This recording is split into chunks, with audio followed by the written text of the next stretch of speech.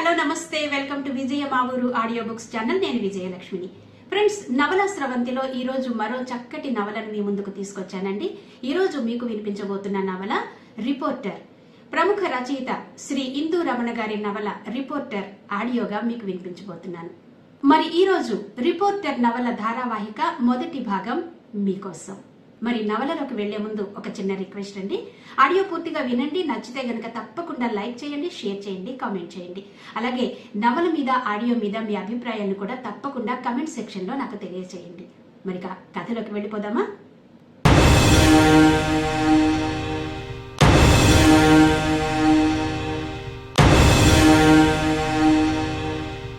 చిమ్మ చీకటి, కళ్ళు పొడుచుకున్న కానరాని కటిక చీకటి, ఆకాశంలో దట్టంగా అలముకున్న మేఘాలు, ఎటు చూసినా ఏపుగా పెరిగిన గుబురు పొదలు, భయంకరంగా ఎనుబోతుల్లా ఎదిగిన విషవృక్షాలు, వాటిని తలదన్నేలా అడ్డదిడ్డంగా మొలిచిన ముళ్ళ తుప్పలు, అర్ధరాత్రి అమావాస్య చీకటి. 11 గంటలు దాటి 12 గంటలు కావస్తోంది. ఎక్కడి నుండో ఉండుండి కీచురాళ్ల అరుపులు కర్ణ కఠోరంగా వినిపిస్తున్నాయి. అక్కడక్కడ చెల్లా చెదురుగా తిరుగుతున్న మినుగురు పురుగుల విహారం. మిణుకు మిణుకుమంటూ ఎగురుతున్న మినుగురు పురుగుల ఒంటి మెరుపు ఎగిసి పడుతున్న నిప్పురవ్వల్లా మెరుస్తున్నాయి. అది దట్టమైన అడవి ప్రాంతం. నల్లమల అడవులను సైతం తలదన్నేలా ఉంది. చిక్కటి చీకటిని సైతం మింగేస్తున్న భీకర కీకారణ్యమది. ఎక్కడి నుండో నక్కల గోల, నక్కల అరుపులు, ఎవరో చిన్నపిల్లలు కింక పెట్టి గోల పెడుతున్నట్టుగా ఉంది. వినడానికి చాలా భయంకరంగా ఉంది. చెట్ల మీద కునుకు తీస్తూ, ఉండుండి ఉలిక్కిపడి లేస్తూ కిచకిచమని అరుస్తున్న పిట్టల అరుపులు. కాలు కదిపితే చాలు ఎండుటాకుల సవ్వడి కూడా కర్ణ కఠోరంగా వినిపిస్తోంది. అలాంటి కారడవిలో ఎత్తైన కీసరగుట్ట మీద 6 ముఖ్య నాయకులు సమావేశమయ్యారు. ఆ కీసరగుట్ట చుట్టూ దట్టంగా అల్లుకున్న పొదలు మనిషిని మింగేసినట్టు కప్పేశాయి. ఆ గుట్ట నానుకుని ఉన్న గుహ లోపల చూపరులెవరికీ కనిపించని సొరంగ మార్గం ఉంది. అది ఆ 6 తప్ప వేరే ఎవరికీ తెలియదు. ఏ క్షణంలో పోలీసులు దాడి చేసినా మాయమవడానికి వీలుగా ఉంటుందని ఈరోజు ఈ ప్రత్యేక సమావేశం ఇక్కడ ఏర్పాటు చేసుకున్నారు. గత నెల రోజులుగా ఇలా సమావేశం అయింది లేదు. ఈ నెలలో ఎక్కడా ఎలాంటి విధ్వంసకర సంఘటనలు జరగలేదు. పోలీసులు కూంబింగ్ కూడా ముమ్మరం చేశారు. అందువలన ఇన్నాళ్ళు ఒకరినొకరు కలుసుకోవడం మానేశారు. పోలీసుల కళ్ళు గప్పి కలుసుకోవడానికి సాహసించకపోవడం వెనుక కారణం కూడా ఉంది. తమ వలన అమాయక గిరిజనులు బలైపోతున్నారన్న మనోవేదనతో తమ కార్యకలాపాలు తాత్కాలికంగా వాయిదా వేసుకున్నారు. గిరిజనుల అభ్యున్నతి కోసం చేపట్టాల్సిన పనులు కూడా వాయిదా వేసుకున్నారు. తమతో మమేకమై ఉద్యమమే ఊపిరిగా తిరిగిన తమ తోటి మేటి కామ్రేడ్ సుజీ మరణం కేడర్నంతా విషాదంలోకి నెట్టేసింది. భయ్యా, మీరందరూ నా కోసం కంట తడి పెట్టకండి. పతితులార, భ్రష్టులార, బాధ సర్పద్రష్టులార, ఏడవకండేడవకండంటూ మీరు గిరిజనుల కన్నీరు తుడవాలి. అన్నలారా, నేను నా లక్ష్యాన్ని చేరుకున్నాను. వారిలో చేరినప్పుడే వీర మరణాన్ని కోరుకున్నాను. నా ఆశయ సాధనలో అది ఇదే. మరణిస్తూ వీరనారి సోదరి సుజీ చెప్పింది. ఆ మాట అందరికీ తలవానికం. ఆమె గుండె ధైర్యం, ఆమె ఔదార్యం, తెగువ, తెగింపు, ఆమె వ్యూహాత్మక నిర్ణయాలు కేడరంతటికీ శిరోధార్యం. ఆమె వీరోచిత మరణం కొంతకాలం కేడర్నంతా స్తబ్దుగా నిలబెట్టేసింది. ఎవరికి ఎలాంటి అడుగు ముందుకేయబుద్ధి కాలేదు. అంతలా ఆమె అందరితో కలిసిపోయింది. కష్టసుఖాలు పంచుకుంది. చివరికి కథలా మిగిలిపోయింది. కలలా కరిగిపోయింది. నెల రోజుల తర్వాత తమ ఆడపడుచు కామ్రేడ్ సుజీ మరణానంతరం మొట్టమొదటిసారిగా కలుసుకోవడం ఇదే. కామ్రేడ్ సుజీ మరణం ఇంకా కళ్ళలో కదలుతూనే ఉంది. ఆ రోజు జరిగిన సంఘటన గుర్తొస్తుంటే అందరికీ ఒళ్ళు గగురు పొడుస్తోంది. హాయిగా ఆనందంగా సాగిపోతున్న సమయంలో హఠాత్తుగా ఎదురైన ఆ సంఘటన ఎంత బీభత్సాన్ని సృష్టించింది. అంత గందరగోళంలోనూ ఎంత హుందాగా, ఎంత మానవీయంగా వ్యవహరించింది. ఆ క్షణం ఆమె తీసుకున్న నిర్ణయానికి అందరూ తలలు వంచి జోహార్లు అర్పించారు. ఆ రోజు అతన్ని ఆమె కన్న తల్లిలా కాపాడింది. తాను బలై అతనికి బతుకునిచ్చింది. ఆ సమయంలో కామ్రేడ్ సుజీ అంత ధైర్యం చేసుండకపోతే ఆ నయవంచకుడు చనిపోయి ఉండేవాడు. ఈరోజు ఈ సమావేశం జరిగుండేదే కాదు. తమ ప్రియతమ కామ్రేడ్ సుజీ సజీవంగా అందరితో కలిసి ఉండేది. కాలం వృధా అయ్యేదే కాదు. కాలం విలువ ఎరిగిన తమ వెలలేని కాలం ఆ నమ్మక ద్రోహి వలన హరించుకుపోయింది. మనశ్శాంతిని మాయం చేశాడు. మంచినే ముంచేశాడు. మనుషుల మీద నమ్మకాన్ని చంపేశాడు. తమ కేడర్నంతా మానసికంగా చంపేశాడు. అక్కడ సమావేశమైన అందరిలోనూ అదే ఆలోచన. అందరి హృదయాల్లోనూ చెరగని ముద్ర వేసిన కామ్రేడ్ సుజీ రూపమే మెదులుతోంది. సుజీ చావుకు కారకుడైన వ్యక్తి మీద కసి రగులుతోంది. వచ్చే శనివారం రాత్రి మనం ఎప్పుడూ కలిసే సమయం. ఎప్పుడో గాని కలవని కీలుగుర్రం మీద కూర్చుందాం రండి. వార్తాహరునితో సంక్షిప్త సమాచారం పంపించాడు దళ కమాండర్ పాత్రో. అది తమ ఉనికి వేరొకరు గుర్తించకుండా ఉండేందుకు వారెంచుకున్న నిగూఢ భాష. నెల రోజుల తర్వాత ఉన్నట్టుండి నాయకుడి దగ్గర నుండి వర్తమానం రావడంతో అందరూ ఉత్సాహంగా బయలుదేరి వచ్చారు. ఈ నెల రోజులు ఎలాంటి పని లేకుండా ఖాళీగా అజ్ఞాతంలో గడపడమంటే నరకమే. ఎప్పుడూ ఏదో ఒక పని చేసే వ్యక్తులు అరనిమిషం ఖాళీగా ఉండలేరు. అలాంటిది నెల రోజులు ఒక యుగంలాగా గడిచింది. అందరిలోనూ సుజీ మరణ విషాదం ఇంకా తొలగిపోలేదు. నలుమూలల నుండి నాయకుడితో సహా 6 అనుకున్న సమయానికే కీసరగుట్ట దగ్గరకు చేరుకున్నారు. ఎక్కడా పోలీసుల అలికిడి లేదు. అడవి అంతా నిర్మలంగా ఉంది. నిర్మానుష్యమైన అడవిలో మూగజీవాలే ఏ భయం బెంగ లేకుండా యథేచ్ఛగా తిరుగుతున్నాయి. కొండల్లో జాలువారిన జలపాతాల నీటి పరవళ్ళు సైతం స్పష్టంగా వినిపిస్తున్నాయి. అడవిలో బాగా ఎత్తైన ప్రాంతం కీసరగుట్ట. అక్కడ కూర్చున్న వాళ్ళకి క్రింద అడవిలో ఎవరు ప్రవేశించినా ఇట్టే కనిపిస్తుంది. కీసరగుట్ట మీద కూర్చున్న వాళ్ళు మాత్రం ఎవ్వరికీ కనిపించరు. 6 వృత్తాకారంలో కూర్చున్నారు. ఒకరి మొహాలు ఒకరు చూస్తూ క్షణం కూర్చున్నారో లేదో అంతలో దళనాయకుడు పాత్రో గొంతు సవరించుకుని సమావేశాన్ని ప్రారంభించాడు. కామ్రేడ్స్, మన సమయం చాలా విలువైనది. ఇక్కడ మనం మీనమేషాలు లెక్క పెట్టడానికి రాలేదు. ముఖ్యమైన విషయం ఒక్కటుంది. అది కూడా మీ అందరికీ తెలిసిందే. మన సోదరి కామ్రేడ్ సుజీ మరణం సహజమైనది కాదని మీ అందరికీ తెలుసు. ఆమె చావుకు కారకుడైన వ్యక్తి ఆనందంగా జీవించే ఉన్నాడు. అనుక్షణం మనల్ని ఇంత మానసిక క్షోభకు గురి చేసినవాడు ఇంకా భూమి మీద బ్రతికి ఉండడం మన దళానికే సిగ్గుచేటు. వాడిప్పుడు ఏకు మేకయ్యే వరకు మనం ఉపేక్షించకూడదు. వాడి చరిత్రకు సమాప్తం చెప్పాలి. వాడి జీవితానికి ముగింపు పలకాలి. ఆ రిపోర్టర్ ఆనందగాడి భరతం పట్టాలి. మన 6 ఎవరికి వాళ్ళం విడిపోదాం. మనందరి ధ్యేయం ఒక్కటే, ఆ రిపోర్టర్ ఆనంద్ మరణం. అదే మనం మన కామ్రేడ్ సుజీకి ఇచ్చే రక్త తర్పణం. అప్పుడే సోదరి సుజీ ఆత్మకు శాంతి. ఇంక్విలాబ్ జిందాబాద్, కామ్రేడ్ సుజీ అమర్ రహే అంటూ దళ కమాండర్ పాత్రో ఉరఫ్ జక్కన్న తన దీర్ఘోపన్యాసాన్ని ముగించాడు. దళనాయకుడు జక్కన్న అన్న ప్రతి మాట అక్కడున్న అందరి గుండెల్లోనూ బలంగా నాటుకుపోయింది.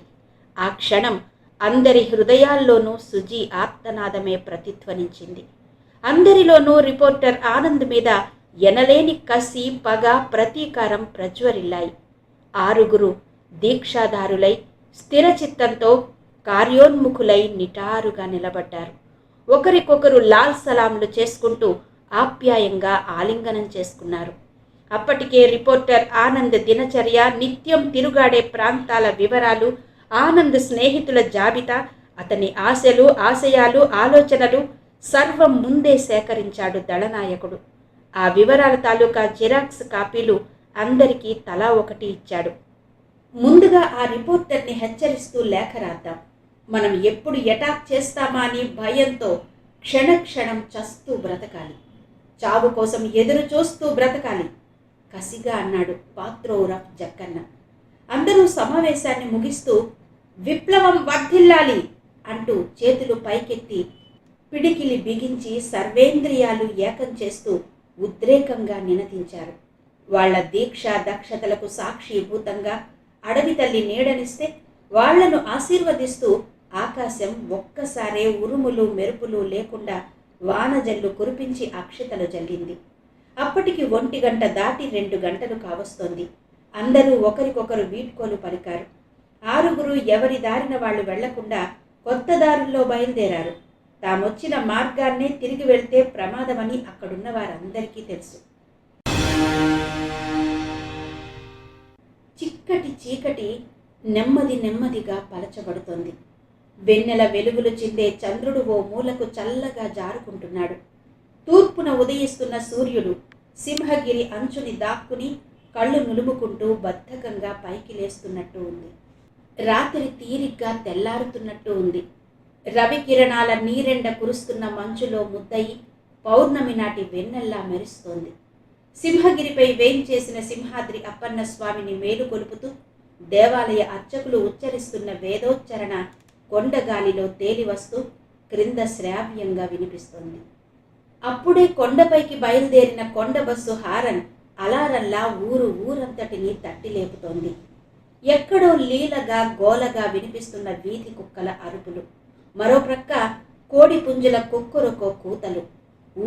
ఊరంతా మంచు దుప్పటిలో కప్పబడినట్టు లీలగా కనిపిస్తోంది. అక్కడక్కడ ఇంకా ఆరని వీధి దీపాలు మంచులో ముత్యాల్లా మెరుస్తున్నాయి.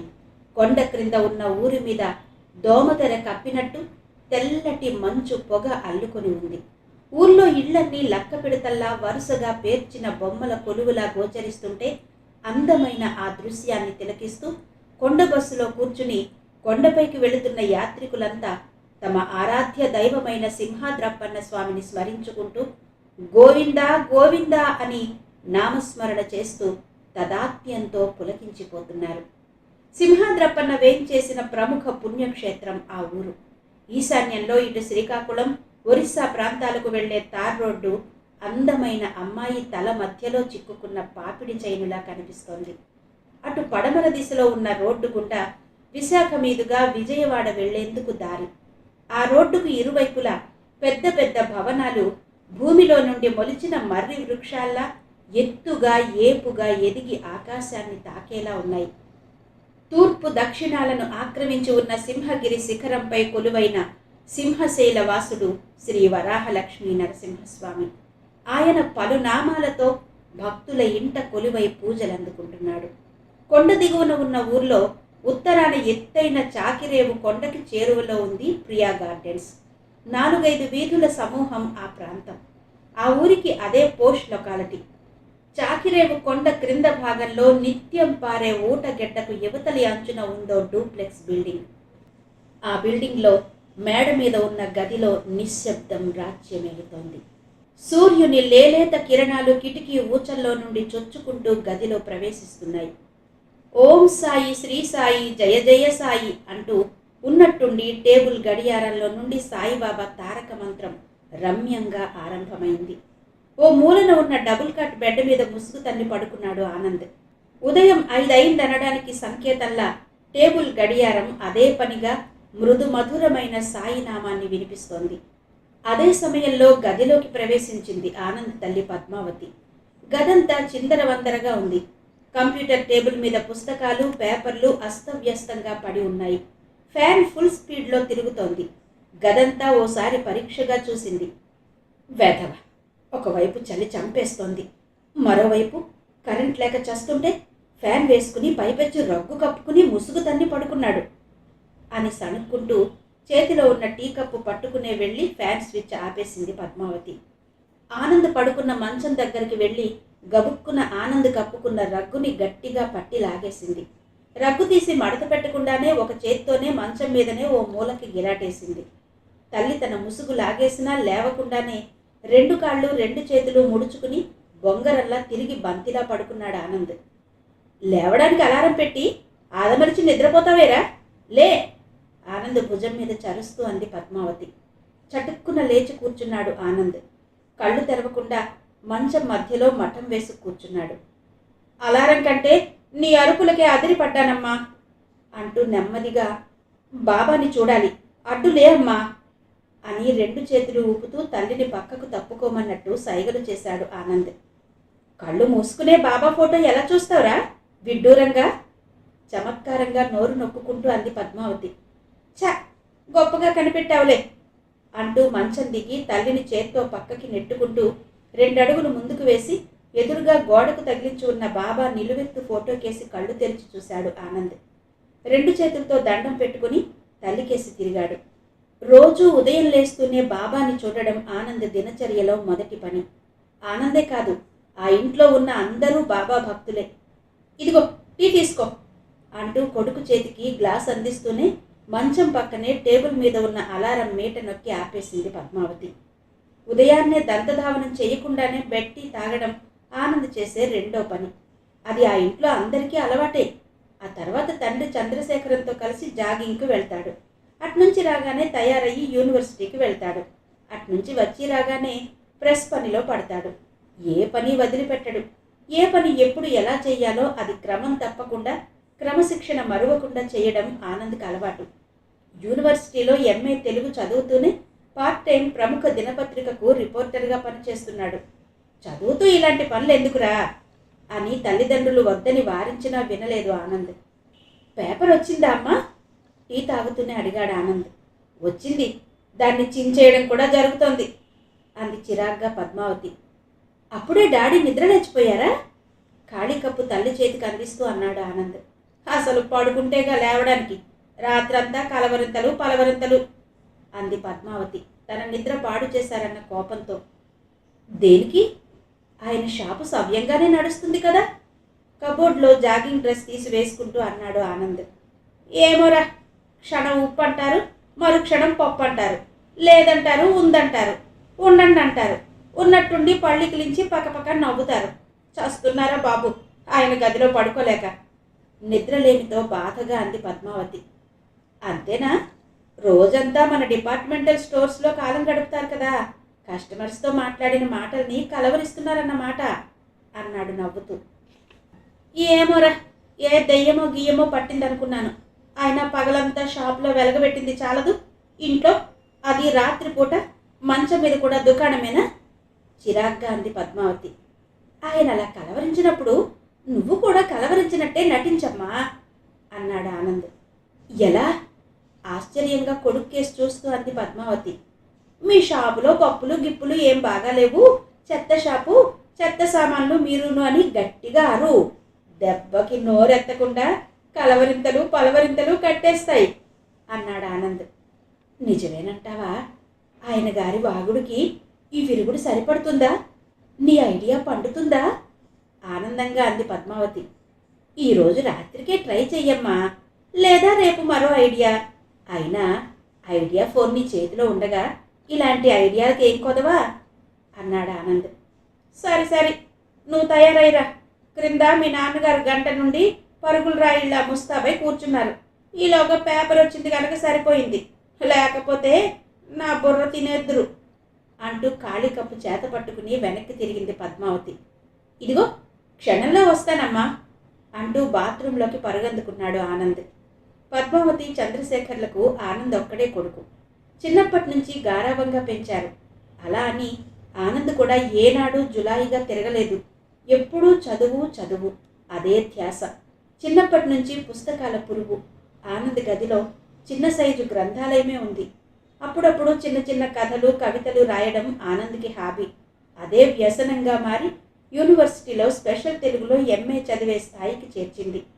జర్నలిజం వైపు దారి తీయించింది. చదువుకుంటూనే రిపోర్టర్గా పార్ట్ టైం జాబ్ చేస్తున్నాడంటే అది ఆనంద్ ఎంతో ఇష్టపడి ఎంచుకున్న వృత్తి.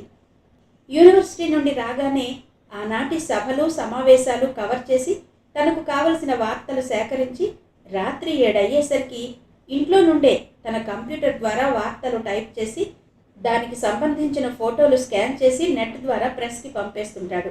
అంతటితో పనైందని ఊరుకోడు. తన ఏరియాలో ఉన్న పోలీస్ స్టేషన్కి ఫోన్ చేసి వార్తలు ఏమన్నా ఉన్నాయేమో కనుక్కుంటాడు. తన తోటి మిత్రులైన సాటి విలేకరులతో కలివిడిగా ఉంటూ వార్తలు ఇచ్చిపుచ్చుకుంటాడు. దానివలన ఆనంద్కి వార్తల సేకరణలో ఎలాంటి కష్ట నష్టాలు ఇబ్బందులు ఎదురు కాలేదు. తానొక్కడే కష్టపడి పరిశీలించి సేకరించుకున్న వార్త మాత్రం ఎవ్వరికీ చెప్పడు. తానే ఎంతో పకడ్బందీగా ఆధారాలతో సేకరించి వార్తలు రాస్తుంటాడు. బాంబ్లా బ్లాస్ట్ చేస్తుంటాడు. అందుకే ఆనంద్ అంటే కొందరికి భయం, కొందరికి గౌరవం. సాటి విలేకరులందరూ ఆనంద్ అంటే ఎంతో అభిమానిస్తారు. పరిశోధాత్మక వార్తలు రాయడం అంటే ఆనంద్కి ఎంతో ఇష్టం. వారానికి 2-3 రోజులు విశాఖపట్నంలో ఉన్న తమ పత్రిక ఆఫీస్కు వెళ్తుంటాడు. అది ఎంతో ముఖ్యమైన వార్తలు ఉంటే డెస్క్ ఇన్ఛార్జ్ గారితోనూ బ్యూరో చీఫ్తోనూ మాట్లాడాల్సిన పనుంటే పరిగెడతాడు. పత్రిక ఆఫీసులో కూడా ఆనంద్ని అంతగా వేపుకు తినేవారు లేరు. కొన్ని పత్రికల్లో అయితే వార్తలు పుంఖాలుగా రాసి ఇవ్వాలి. ఒక్కరోజు వార్త రాకపోయినా ఆ రిపోర్టర్ని వేధించుకు తింటారు. అయితే ఆనంద్కి అలాంటి బాధ లేదు. ఎందుకంటే చదువుకుంటూ రిపోర్టర్గా చేస్తున్న ఆనంద్ అంటే అందరికీ ప్రేమ, అభిమానం. అది కాక తన పని సకాలంలో సక్రమంగా చేస్తాడు. ఏనాడు వార్తలు మిస్ కాలేదు. పైపెచ్చు ఎడిటర్ చెప్పకపోయినా వారానికో 10 రోజులకో ఒక స్పెషల్ ఐటెం రాసి పంపిస్తాడు. అలాంటి వార్తల వలన పాఠకుల్లో పత్రిక ఇమేజ్ బాగా పెరుగుతుంది. అదే పత్రిక యాజమాన్యానికి కావాల్సింది. స్థానిక రిపోర్టర్గా ఆనంద్కి మంచి పేరుంది. ఎలాంటి ఆర్భాటాలకు పోడు, ఎలాంటి ప్రలోభాలకు లొంగడు. తనకేది నిజమని తోస్తే అది రాస్తాడు. తనకేది సవ్యమని తోస్తే అదే ఉంటాడు. కాలకృత్యాలు తీర్చుకుని జాగింగ్ డ్రెస్ గబగబా ధరించాడు ఆనంద్. అప్పటికే ఆలస్యమైందంటూ క్రింద నుండి తండ్రి కేకలు. మేడ మీదున్న తన గదిలో నుండి దిగుతూ క్రింద హాల్లో పేపర్ చదువుతున్న తండ్రిని చూశాడు. జాగింగ్ డ్రెస్ వేసుకుని కుర్రాడిలా నీట్గా తయారై కూర్చున్నాడు చంద్రశేఖర్. డాడీ రెడీయా? జాగింగ్ చేస్తున్నట్టే స్టైల్గా మేడ మెట్లు దిగుతూ అన్నాడు ఆనంద్. మేడ మీద నుండి మెట్లు దిగుతూ తన కేసి చిన్నగా నవ్వుతూ పలకరిస్తున్న కొడుకు కేసి పేపర్లో నుండి దిక్కున తల ఎత్తి చూశాడు చంద్రశేఖర్. నేనెప్పుడూ రెడీగానే ఉంటారా? ఎటొచ్చి మీ అమ్మదే ఆలస్యమంతా. వంటగదిలో ఉన్న భార్య పద్మావతి కేసి చూస్తూ అన్నాడు చంద్రశేఖర్. మెట్ల క్రిందన ఆగ్నేయంలో ఉంది కిచెన్ పక్కనే మాస్టర్ బెడ్రూమ్ ఉంది. డూప్లెక్స్ బిల్డింగ్ కావడం వలన క్రింద కిచెన్, ఒక బెడ్రూమ్ మాత్రమే ఉన్నాయి. ఎప్పుడు నా మీద పడి అడవకపోతే మీ నాన్నగారికి ఏది మింగుడు పడదరా నాయనా అని దీర్ఘాలు తీస్తూ వంటగదిలో నుండి టీ కప్పుతో చంద్రశేఖర్ దగ్గరకు వస్తూ అంది పద్మావతి. మెట్లు దిగి క్రింద హాల్లోకి వచ్చిన ఆనంద్ సోఫాలో తండ్రి పక్కన గభాలన గెంతుతూ కూర్చుని చంద్రశేఖర్ చేతిలో పేపర్ లాక్కున్నాడు. భార్యాభర్తలిద్దరూ కొడుకును పట్టించుకోలేదు. తమ వాదనలో తామున్నారు. ముందొచ్చిన చెవుల కంటే వెనుకొచ్చిన కొమ్ములు వాడి అంటారు, ఇందుకేనేమో అంటూ సణుక్కుంటూ టీ కప్ అందుకున్నాడు చంద్రశేఖర్. అదిగదిగో ఆ సణుగుడే మీ ఒంటికి సరిపడదంటాను అనేదేదో సూటిగా అనండి చిరాగ్గా అంది పద్మావతి. మొగుణ్ణి ముందుంచుకుని ఎక్కడో మేడ మీద పడుకున్న వాడిని లేపి ముందు వాడికి టీ ఇచ్చి వచ్చి నాకిప్పుడు ఇచ్చేది. పైగా వీడేమో డాడీ రెడీయా అంటూ వెక్కిరింతలు. టీ 2 గుక్కల్లో తాగేసి కప్పు కింద పెడుతూ అన్నాడు చంద్రశేఖర్. చందు, ఎందుకమ్మా అమ్మతో ఈ వాదన? పద, పరిగెడితే ఒంటికి పట్టిన పస పంటికి పట్టిన ఈ నస దిగిపోతుంది. చూస్తున్న పేపర్ పక్కన పెట్టి తండ్రిని ఓ చేత్తో లేపుతూ అన్నాడు ఆనంద్. బావుందిరా మీ వరస. ఆయనకేమో చల్లగా చప్పగా ఉంటేనే కానీ టీ గొంతులో పోసుకోరు. నువ్వేమో వేడివేడిగా ఉంటే కానీ టీ గ్లాసు ముట్టనే ముట్టవు. ఈయన గారు సామెతల మీద సామెతలు నా మీద కిసురుతున్నారు. బాగుంది. మీ తండ్రి కొడుకుల మధ్య నేను నలుసైపోయాను కొంచెం బాధగా అంది పద్మావతి. అయ్యో పద్మ, వెటకారానికంటే వెక్కి వెక్కి ఏడుస్తావెందుకే? నాదంతా తూతూ మంత్రం, తాటాకు చప్పుళ్లే అంటావుగా అన్నాడు చంద్రశేఖర్ నవ్వుతూ. అదిగో మళ్ళీ నేనెందుకు ఏడుస్తాను? కాదు కూడదు అనుకుంటే పప్పులో ఉప్పో కూరలో కారమో ఎక్కువ వేసి మిమ్మల్ని ఏడిపిస్తాను గాని అంటూనే క్రింద ఉన్న టీ కప్పు తీసుకుని చరచరా వంటగదిలోకి వెళ్ళిపోయింది. పదరా, ఇంకా ఇక్కడ ఎక్కువసేపు ఉంటే వంటగదిలో పాత్రలు ఏవైనా పగిలే అవకాశం లేకపోలేదు. పద పద సోఫాలో నుండి లేస్తూ అన్నాడు చంద్రశేఖర్ కొడుకు చెవిలో నెమ్మదిగా. గుసగుసగా ఏం చెప్తున్నారు? అయినా అంతకంటే మీకు ఎదురుపడి మాట్లాడే ధైర్యం ఎక్కడేర్చి చచ్చిందిలేండి. అని వంటగదిలో నుండి పద్మావతి అరుస్తూనే మళ్ళీ ఆనంద్తో, ఒరే ఆనంద్, వచ్చేటప్పుడు 2 పాల ప్యాకెట్లు తేవడం మర్చిపోకు, ఈయన గోల ఎప్పుడూ ఉండేదేగా అంది. అలాగేనమ్మా అంటూ ముందుకు నడిచాడు ఆనంద్. హాల్లో నుండి తండ్రి కొడుకులిద్దరూ జాగింగ్ చేసుకుంటూనే బయటకు వచ్చారు. ఈరోజు పేపర్లో స్పెషల్ ఫీచర్ ఏమన్నా పడిందా? బయట గేట్ తీసి రోడ్డు మీదకి నడుస్తూ అన్నాడు చంద్రశేఖర్. అదేంటి, ఉదయం ఎప్పటి నుంచో పేపర్ చూస్తున్నారుగా, లోకల్ ఎడిషన్ చదవలేదా? ఆశ్చర్యంగా అడిగాడు ఆనంద్. తండ్రి చదివే ఉంటాడు, తనని గురించి దానిని అడుగుతాడు, బాగా రాశావని పొగుడుతాడని మనసులోనే ఊహించుకున్నాడు ఆనంద్. కానీ ఆయన అస్సలు తను రాసిన సెన్సేషనల్ వార్త చూడలేదంటున్నాడు. మనసు నిస్సారంగా అయిపోయింది ఆనంద్కి. రోజు తను రాసిన వార్తలు జాగింగ్ నుండి రాగానే తల్లికి చదివి వినిపించడం ఆనంద్కి అలవాటు. ఒక్కోసారి తల్లి పొగుడుతుంది, ఒక్కోసారి నీకెందుకు వచ్చిన రాతలు రాయివి, ఈ గొడవలు ఈ గోల మనకెందుకు, హాయిగా చదువుకోవచ్చు కదా అని దెబ్బలాడుతుంది. అది రోజు మామూలే. చంద్రశేఖర్ మాత్రం రోజు పేపర్ చూసి కొడుకు వాదనకి అభిప్రాయానికి విలువనిస్తూ తన అభిప్రాయం కూడా వివరిస్తుంటాడు. కానీ ఈరోజు అసలు వార్తే చూడలేదంటున్నాడు. ఆలోచిస్తూ నడుస్తున్నాడు ఆనంద్. అయితే ఆసరికే పేపర్లో ప్రతి శీర్షిక చదివిన చంద్రశేఖర్ కొడుకును ఆట పట్టించాలన్న ఉద్దేశంతో ఏం చూడనట్టు నటించాడు. ఆనంద్ను ఆట పట్టించడం చంద్రశేఖర్కు సరదా. ఇల్లు దాటి మెయిన్ రోడ్డు మీదకి వచ్చారు తండ్రి కొడుకులు. అలా మెయిన్ రోడ్లో జాగింగ్ చేసుకుంటూ గోశాల జంక్షన్ దగ్గరున్న సింహపురి కాలనీ రోడ్డు దాటి వేపగుంట రోడ్డు వరకు వెళ్లడం అలవాటు. బజార్లో నుండి మూలరాయి మలుపు తిరిగి కొత్త వీధి దాటి పైడితల్లమ్మ వారి గుడి ముందుకొచ్చారిద్దరు. అయితే ఈరోజు నేను రాసిన వార్త చూడలేదా? కుతూహలంగా మరోసారి తర్కించి అడిగాడు ఆనంద్. ఏ వార్తరా? మనసులోనే నవ్వాపుకుంటూ అన్నాడు చంద్రశేఖర్. అదే డాడీ, సెంటర్ స్ప్రైడ్లో లేదు, దొంగ బాబా, గంజాయి స్మగ్లింగ్, అది నా ఇన్వెస్టిగేషన్ ఐటెం, చదవలేదా? మొదట ఎంత హుషారుగా అన్నాడో చివర అంత నీరసంగా అంటూ తండ్రి కళ్ళలోకి చూశాడు ఆనంద్. అయ్యో అదేనా, అంత పెద్ద వార్త నువ్వు రాసింది అనుకోలేదురా, అట్నుంచి వచ్చి చదువుతాలే అన్నాడు చంద్రశేఖర్ ముసిముసిగా లోపల నవ్వుకుంటూ.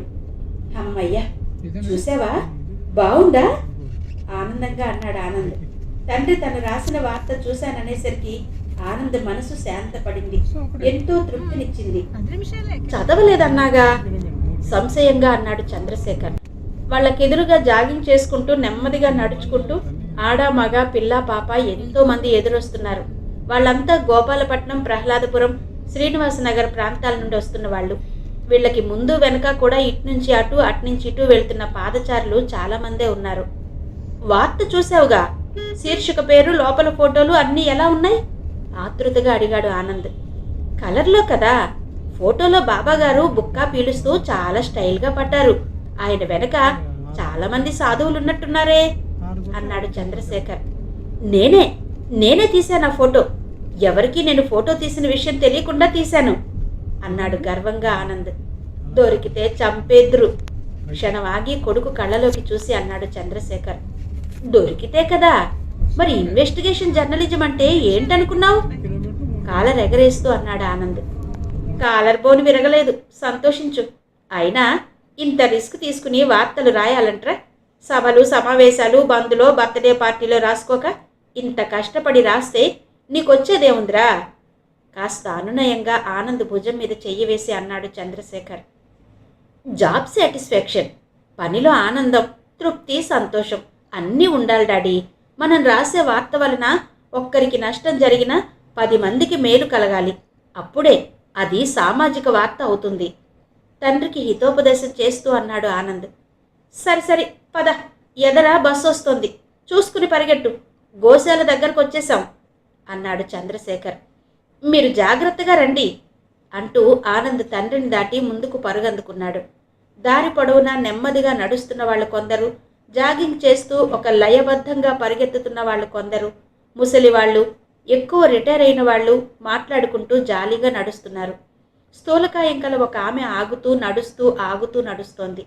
ఆమె వెనకాలే ఆమె కన్నా లావుగా ఉన్న పని మనిషి వాటర్ క్యాన్ పట్టుకు నడుస్తోంది. యజమానురాలిలాగే ఆమె కూడా ఆయాసంతో రొప్పుతూ నడుస్తోంది. ముందు ఆనంద్, ఆ వెనక చంద్రశేఖర్ లయబద్ధంగా జాగింగ్ చేస్తున్నారు. ఒరే ఆనంద్, ఆగరా ఆగరా ఆనంద్! పరుగెడుతూ రొప్పుతున్నాడు చంద్రశేఖర్. అయ్యో, ఆగకూడదు డాడీ. ఆగుతూ నడిచినా వాగుతూ నడిచినా జాగింగ్కి అర్థం పరమార్థం రెండూ ఉండవు. జాగింగ్ చేస్తూనే నవ్వుతూ చెప్పాడు ఆనంద్. ఒరే ఆనంద్, నా పని అయిపోయిందిరా. జాగింగ్ కాదు, జోగింగ్ అంటూ గట్టు మీద కూలబడ్డాడు చంద్రశేఖర్. ఇక చేసేది లేక ఆనంద్ కూడా వెనక్కొచ్చి తండ్రి పక్కనే నిలబడ్డాడు. ఇంతలో వారి వెనకే రిటైర్డ్ ఎస్పీ పరశురాం, ఆయన మనుమరాలు మానస జాగింగ్ చేసుకుంటూ వచ్చి వాళ్ళని సమీపించారు. హాయ్ అంకుల్ అంటూ పలకరించాడు ఆనంద్ వాళ్ళని చూస్తూనే. Hello my dear young man, how are you పలకరించాడు రిటైర్డ్ ఎస్పీ పరశురాం. కుడి చేత్తో థమ్సప్ సింబల్ చూపిస్తూ ఆనంద్ని విష్ చేసింది మానస. దానికి ప్రతిగా ఆనంద్ కూడా బొటనవేలి చూపించి ఆమెలాగే విష్ చేశాడు. చంద్రశేఖర్ పరశురాములు కూడా పరస్పరం పలకరింపులయ్యాక కులాసాగా కబుర్లు చెప్పుకుంటూ కూర్చున్నారు. పరశురాం మానసులను చూస్తూనే ఆనంద్ ముందుకు జరిగి నిలబడ్డాడు. ఆనంద్, మనం వెళ్దాం. మీ డాడీ మా గ్రాండ్పా కలిసొస్తారు అంటూ మానస పరుగందుకుంది. ఆనంద్ ఆమెను అనుసరించాడు. చంద్రశేఖర్ ఆయాసంతో రొప్పుతూ గట్టు మీద కూర్చున్న రోడ్డున పోయే ఆంటీలను వారి అందాలను కళ్లతోనే జుర్రుకుంటూ ఏమీ ఎరుగని నంగనాచిలా పరశురాంతో పరధ్యానంగా మాట్లాడుతున్నాడు. పరశురాం అంతా ఓరకంట గమనిస్తూనే ఉన్నాడు. చంద్రశేఖర్ గారు, వయస్సు మీద పడుతున్న కొద్దీ చాపల్యం పెరుగుతుందని అంటారు, కానీ ఇంతలా అనుకోలేదు ఎటో చూస్తున్నట్టు నటిస్తూ అన్నాడు పరశురాం. పరశురాం అలా అనేసరికి దారిన నడిచి వెళుతున్న ఓ నడివయసామనే తదేకంగా కన్నార్పకుండా చూస్తున్న చంద్రశేఖర్ ఉలిక్కిపడ్డాడు. ఆమె జారిపోతున్న చీర కూడా సరిగ్గా సర్దుకోకుండా రెండు చేతులు మిలిటరీ ఉమెన్ లాగా అటు ఇటు స్పీడ్గా ఊపుకుంటూ నడుస్తోంది. అప్పటికే ఆనంద్ మానస జాగింగ్ చేసుకుంటూ కొంత దూరం వెళ్ళిపోయారు. ఏంటి సార్, ఏదో అంటున్నారు అంటూ చటుక్కున లేచి నిలబడ్డాడు చంద్రశేఖర్. చిల్లర తిళ్ళు మీద మనసు పడకుండా ఉంటే వయసు మీద పడ్డా శరీరం గుండ్రాయిలా ఉంటుంది అంటూనే చంద్రశేఖర్ కేసి యగాదిగా చూశారు ఎస్పీ పరశురాం. పొట్టిగా లావుగా గుండ్రాయిలా ఉన్నాడతను. వయస్సు మీద పడ్డవాడిలా లేడు. చంద్రశేఖరానికి 50 ఏళ్లంటే ఎవరూ నమ్మరు. 30 ఏళ్లవాడిలా ఆరోగ్యంగా ఉన్నాడు. తల మీద ఒక్క వెంట్రుక కూడా జారలేదు, నెరవలేదు. బహుశా మహానుభావుడు రోజు తప్పించి రోజు రంగు రుద్దేస్తున్నాడేమో. ఆనంద్ చంద్రశేఖరు ఇద్దరూ తండ్రి కొడుకులంటే ఎవ్వరూ నమ్మరు మనసులోనే అనుకున్నాడు పరశురాం. ఓస్, అదేనా? అంతే కదా సార్ తత్తరపాటున అణుచుకుంటూ మళ్ళీ ఎంత సార్, ఏదో ఇదిగో ఇంత అని రెండు చేతులు బార్లా చాపి చూపిస్తూ, ఇంతకంటే ఎక్కువ తింటే అడగండి. ఈ మాత్రం దానికే ఇలా ఆయాసం మీద పడాలా? తింటే ఆయాసం, తినకపోతే నీరసం, ఏం చేస్తాం అంటూ ముందుకు నడవడానికి ఉపక్రమించాడు చంద్రశేఖర్. రిటైర్డ్ ఎస్పీ పరశురాంతో మాట్లాడుతూనే ఇంకెవరో ఇంకో ఆమె తనని దాటి వెళ్ళిపోతుంటే ఆమెనే తినేసేలా చూస్తూ నిలబడిపోయాడు చంద్రశేఖర్. సరి పదండి పదండి, పరిగెడుతూ చొంగలు కారుద్దురు, సారీ చెమటలు కారుద్దురు గాని నవ్వుతూ ముందుకు నడక సాగించారు పరశురాం. తనని దాటి ముందుకు ఎంతో హుషారుగా నడిచి వెళ్తున్న పరశురాంనే చూస్తూ, మహానుభావుడు అసలు తింటాడో తినడో, లేదా అమృతం తాగేశాడో తెలియడం లేదు. మా నాన్న వయసు మనిషి, నా కొడుకు కన్నా స్పీడ్గా హుషారుగా ఉన్నాడు. ఏం తింటున్నాడో, ఎలాంటి వ్యాయామం చేస్తున్నాడో మనసులోనే సణుక్కుంటూ పరశురాంని అనుసరించాడు చంద్రశేఖర్. ఆనంద్ మానస పక్కపక్కనే జాగింగ్ చేస్తూ నెమ్మదిగా వెళ్తున్నారు. మానస దృష్టి అంతా ఆనంద్ మీదే ఉంది. ఆనంద్ మాత్రం తన ధ్యాసలో తానున్నాడు. మానస చూపుల్ని గాని మానసని గాని ఆనంద్ పట్టించుకోవడం లేదు. మానస యుక్త వయసులో ఉందేమో. ఆమె వయసు సొగసులు ఆమె వేసుకున్న పల్చటి తెల్లని బనియన్ దాటి బహిర్గతమవుతున్నాయి. లయబద్ధంగా చేస్తున్న జాగింగ్కి ఆమె శరీరం కూడా స్ప్రింగ్లా ఊగుతోంది. ఎలాంటి వ్యక్తి అయినా ఆమెను క్షణం చూస్తే చూపులు మరల్చుకోలేడు, నిగ్రహాన్ని కోల్పోతాడు. అంతటి రూపలావణ్యం మానస సొత్తు. కానీ ఆనంద్ మాత్రం ఆమెను వీసమెత్తు కూడా పట్టించుకోవడం లేదు. ఆ దారిన పోతున్న వాళ్ళు, ఎదురవుతున్న వాళ్ళు ఒక్క క్షణం మానసని చూసి చూడగానే అదుపు తప్పుతూ నీరసంగా నిస్సత్తువుగా ముందుకు సాగిపోతున్నారు. మానస జాగింగ్ చేస్తుందే గాని ఆనంద్ని ఓరకంట పరికిస్తూ పరిశీలిస్తూ మనసుని అదుపులో పెట్టుకోలేక, ఆనంద్ని ఎలా మాటల్లోకి దించాలో తెలియక నిస్తేజంగా కదులుతోంది.